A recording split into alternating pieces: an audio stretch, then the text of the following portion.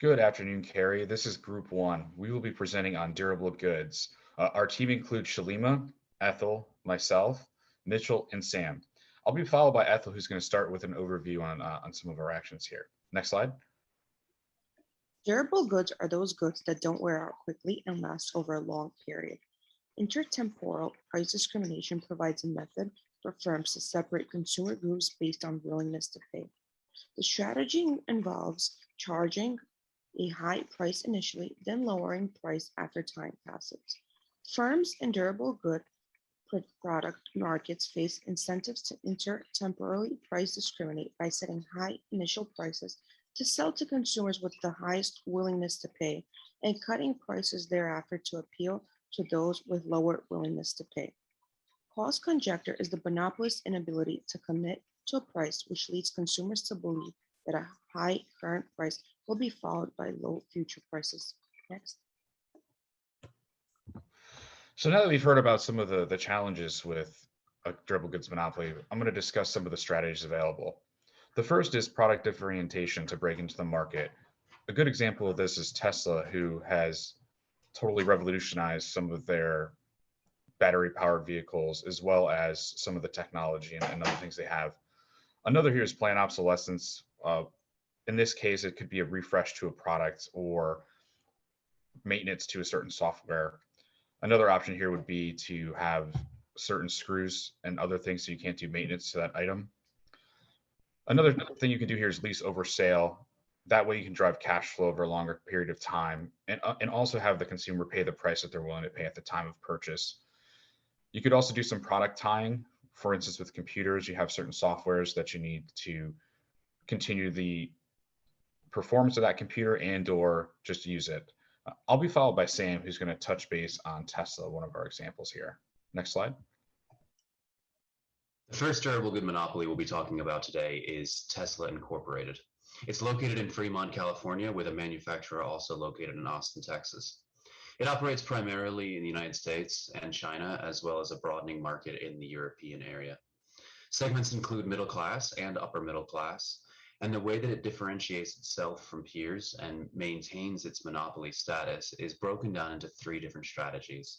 The first is a limiting of the supply chain. So when their demand is still there, but they have a lower supply chain, it maintains that demand curve and consumers aren't oversaturated with the supply. There's also a price management aspect, and this is Tesla's way of not competing with themselves, essentially, based on cost conjecture. They're keeping their prices of their automobile vehicles about the same price every year or more. And then there's differentiation from competition. Everybody knows Tesla's an electronic vehicle company, but they also are world renowned for innovation and pushing the boundaries of their car company. Slide, please. Alienware Incorporated is a high-end gaming computer company founded in 1996 and based in Miami, Florida. Alienware only targets serious gamers who are willing to pay a premium for a very high-performance computer with its unique aesthetic. In solely targeting such a niche market and tailoring both its products, technical specifications, its X-Files inspired aesthetic, and overall messaging only to it, Alienware has built a strong reputation within the gaming community as a top-tier product and company. Alienware has no non-luxury or high-end offerings, with their most affordable base model costing around $1,500, whereas Dell offers other laptop lines starting at under $200. Alienware was acquired by Dell in 2006. Whereas most acquisitions benefit from a relationship with an established entity to reflect longevity and reliability, despite technically being an extension of Dell, Alienware has been treated as a completely separate brand and entity. Due to its extremely focused and niche marketing and product differentiation, its brand equity would have actually been hurt by a tighter relationship with the Dell brand. Next.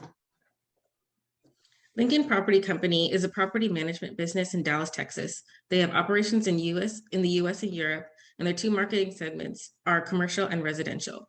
Lincoln Property targets buyers willing to pay current prices or above market price based on supply they have on hand. These prices tend to vary often and on the number of buyers looking for homes or office space. For example, if Lincoln Property does market research and determines that the value of condos in Phoenix, Arizona is $300K, they list it at that price, forecasting the sale to be within 4 to 5 months.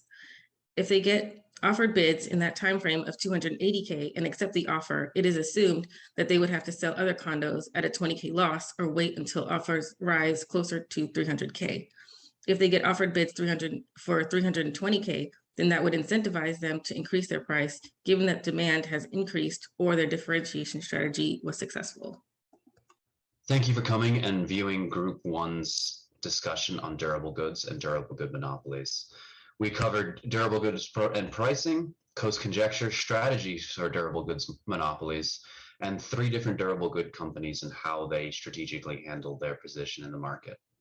We look forward to discussing further with you in a question and answer section. Thank you.